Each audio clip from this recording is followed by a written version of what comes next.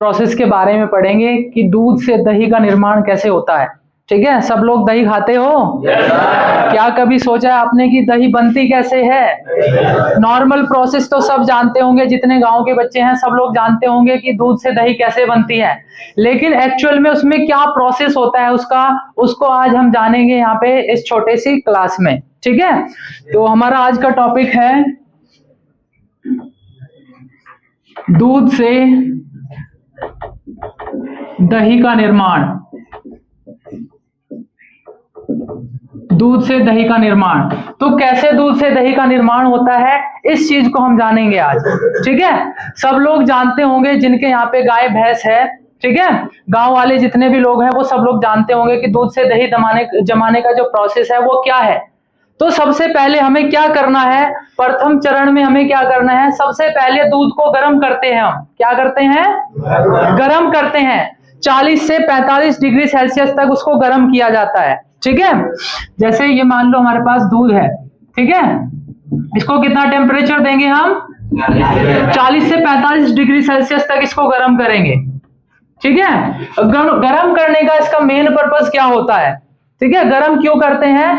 क्योंकि इसमें जो हार्मफुल बैक्टीरियाज होते हैं, जो हानिकारक बैक्टीरियाज होते हैं वो खत्म हो जाते हैं। तो इसमें बचता है क्या? ओनली इसमें लैक्टोज शुगर। दूध में कौन सी शुगर होती है? लैक्टोज शुगर, हिंदी में उसको लैक्टोज शर्करा कहते हैं। इसके अलावा इसमें और क्या बचता है? इसमें फैट बचता है।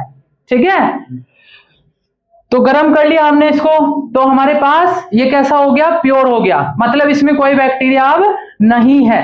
फिर इसके बाद जब हम इसको गर्म करके इसको ठंडा करते हैं, ठीक है, ठंडा जब ये हो जाता है, लगभग जब इसका टेम्परेचर कितना हो जाएगा, लगभग बॉडी के टेम्परेचर से थोड़ा सा ज्यादा 39 डिग्री सेल्सियस के आसपास जब इसका टेम्परेचर हो जाता है, तो हम इसमें जामन मिलाते हैं। जामन जानते हो?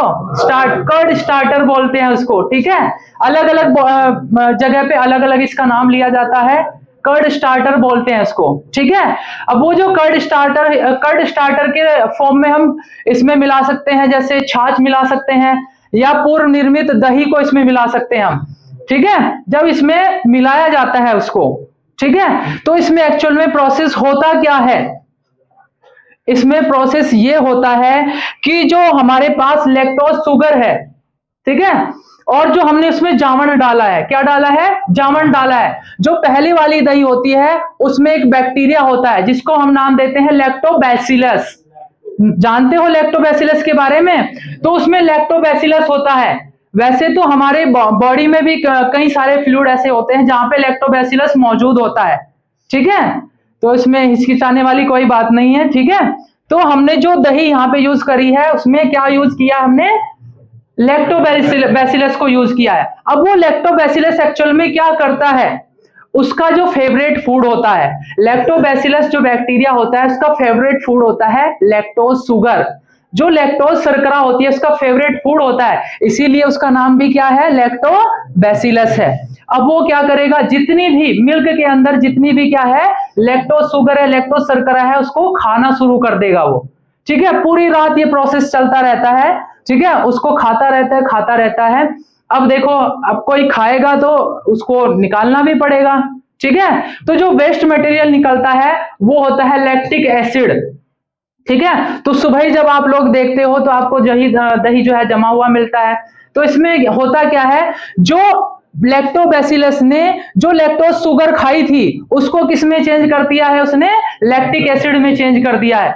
और ये जो लैक्टोबैसिलस होते हैं ये खाते जाते हैं और अपनी कॉलोनी का फॉर्मेशन करते जाते हैं, अपनी संख्या को बढ़ाते जाते हैं। पहले करोड़ों की संख्या में मिलेंगे, फिर जब सुबह आप देखोगे उसमें जाकर के तो मिलियन में मिलेंगे आपको।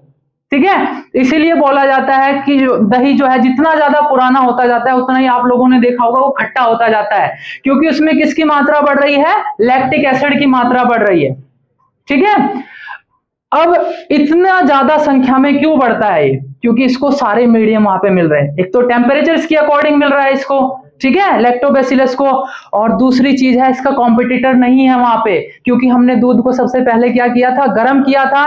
जितने बैक्टीरिया उसमें पहले से मौजूद थे वो सारे के सारे नष्ट हो गए थे, तो इसका कॉम्पिटिटर नहीं है, और ऊपर से इसको इसका फेवरेट फूड मिल रहा है। ठीक है, लैक्टोज शुगर मिल रही है इसको, तो ये लैक्टोज शुगर को किस में कन्वर्ट कर दे रहा है, लैक्टोज लैक्टिक एसिड में कन्वर्ट कर दे रहा है। ठीक है, और एक चीज और हम बता दें, जो दही होती है वो बहुत ही ज्यादा बेनिफिशियल होती है।